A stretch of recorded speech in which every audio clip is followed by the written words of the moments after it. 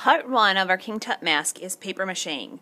So you have paper mache in a cup at your table, and you need to be working on a messy mat today. So this plastic face is not going to stay in your project. It's just to help us get the form. When it dries, it will come off. So today, you want to use one piece of newspaper at a time. I'm going to dip my fingers in the paper mache, and I am rubbing it on both sides of the newspaper.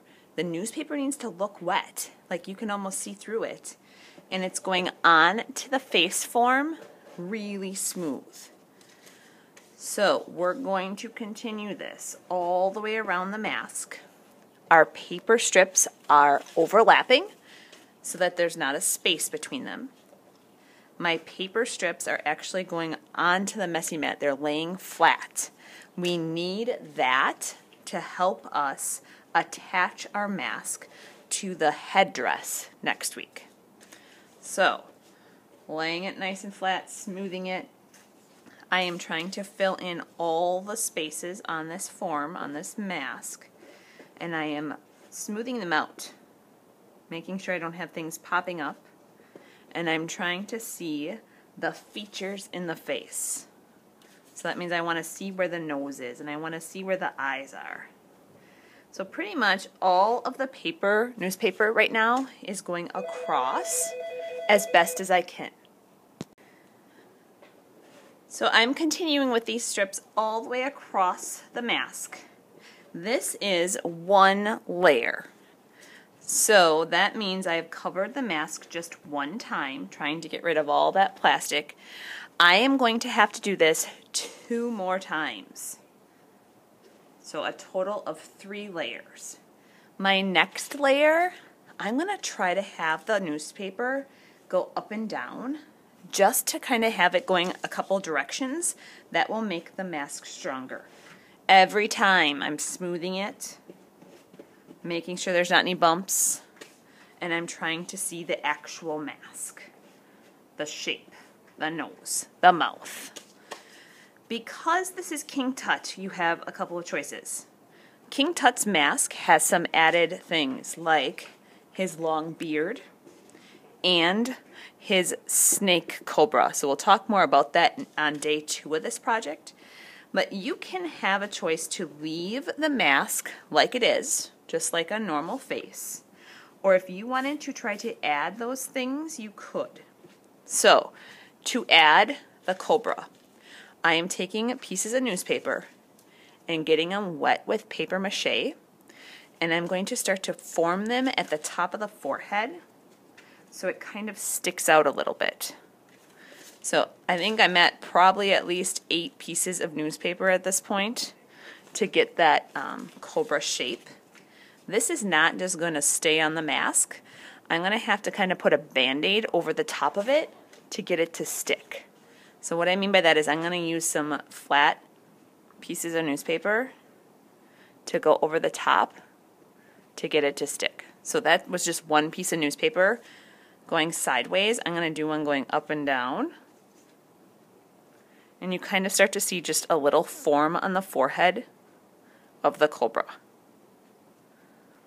So just making sure that that's sticking on there. The beard. I am going to do the same thing, but instead of having it come up, I'm going to have it go down. So this is a little bit easier because it's staying flat. So I'd say about 8 of these newspaper pieces. I'm trying to keep it long and narrow coming down. And then I need to use some flat pieces to attach it onto the mask. If you do the beard or you do the cobra and you don't like it next week, we will be able to do a little bit of trimming on it and cutting if your paper mache is not too thick. So I think that's looking good. Final step, we're going to add a layer of paper towel pieces. So if we would try to paint the mask and we'd try to paint on the top of the newspaper, chances are the words on the newspaper would shine through. And we really don't want King Tut to have a bunch of words on his face. So this paper towel piece is just kind of hiding all the words in the newspaper so that you don't see them in your paint next time. So I'm trying to keep these as nice and smooth and flat, trying to cover all the newspaper that I have on here, over the snake, over the beard, even on the bottom towards the messy mat.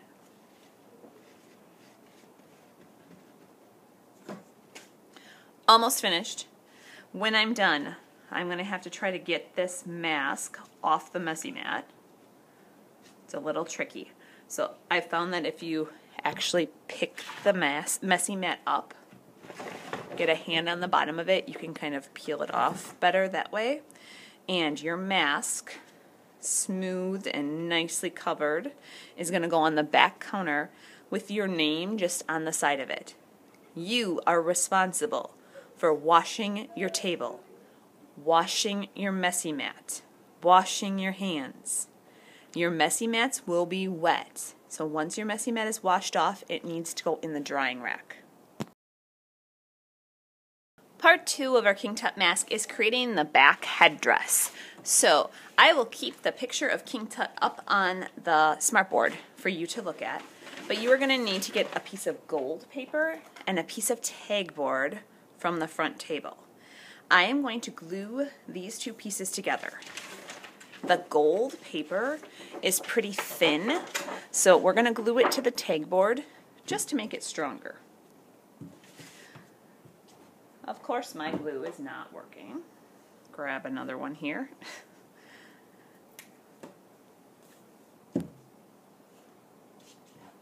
I am putting glue all over this tag board.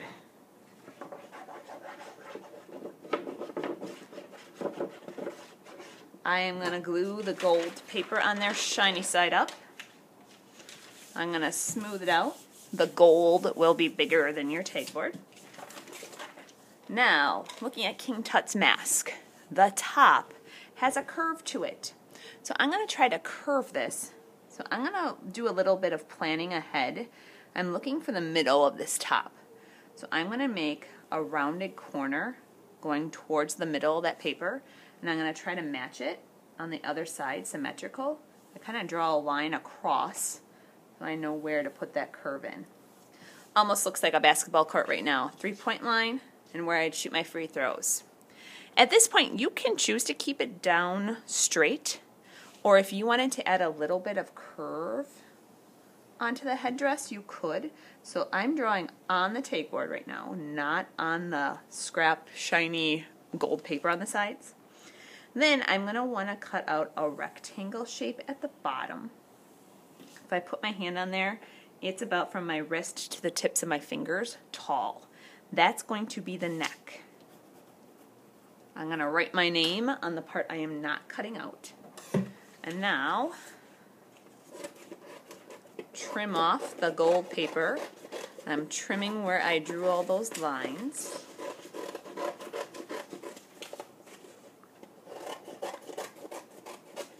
You might finish this part on day 1. You might get to this on day 2. On day 2, we will be attaching our mask onto this headdress and finishing up with a few painting details.